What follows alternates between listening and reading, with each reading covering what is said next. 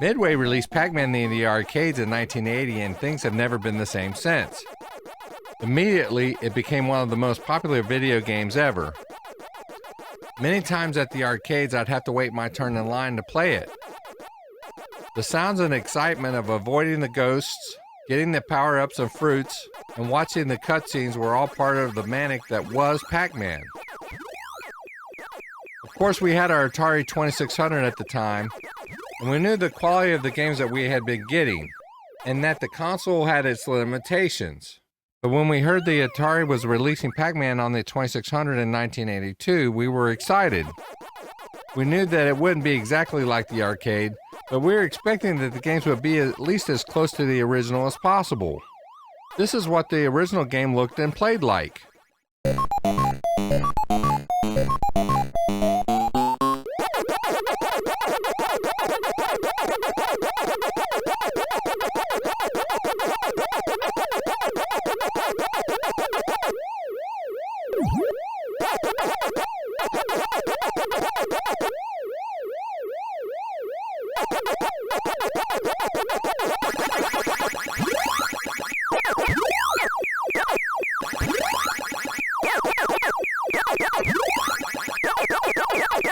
And this is what the Atari game looked and played like.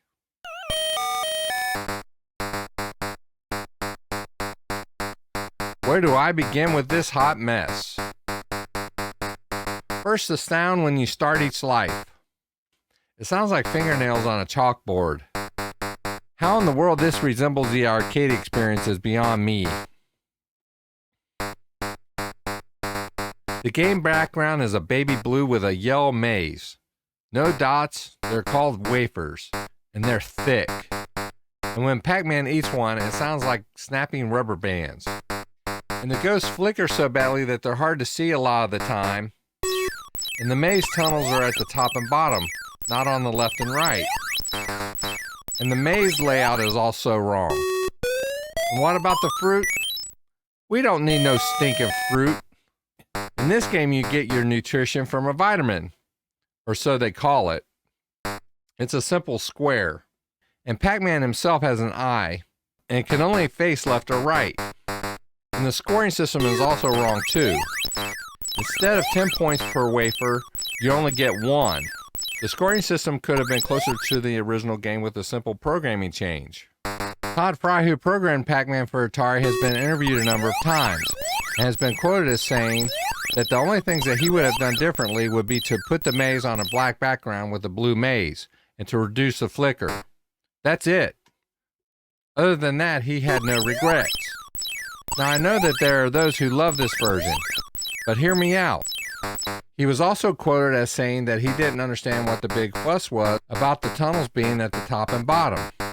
My point is, this tells me that his mindset wasn't to make this port as close to Pac-Man as possible for the 2600. If Atari would have called this Munchie Man and then only charged us $15, then I would have been fine with that. The game does have playable value to it, but to call it Pac-Man and then to charge me $35 as a kid is just wrong. A gentleman by the name of Dennis Debro decided that he would try to program a better version of Pac-Man within the same limitations as Todd Fry had, which was a 4K cart. This is the cartridge design that he came up with, and this is the Pac-Man that he came up with.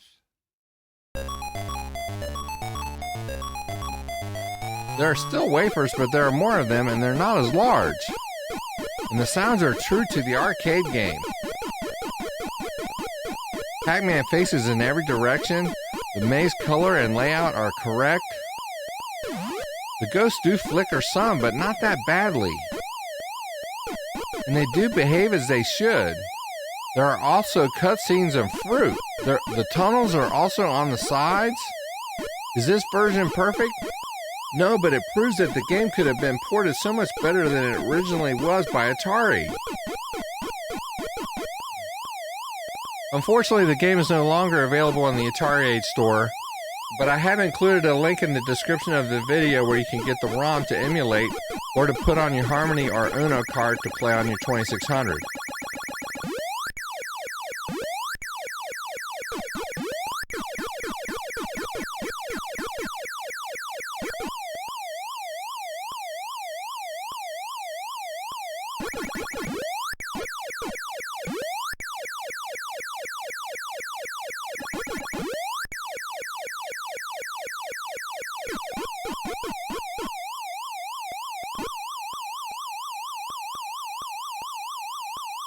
I know I spent some time bashing the original 2600 version earlier on, but I did it as a testament to this new version and to the hard work put into it by Dennis Debro for us to enjoy. Hopefully it will become available for us to buy again someday, but until then we can still at least enjoy it through emulation. For those of you who still love the original 2600 version, that's okay. I'm just going to call it Munchie Man and play it from time to time myself. For me, I just don't think it's worthy of the name Pac-Man.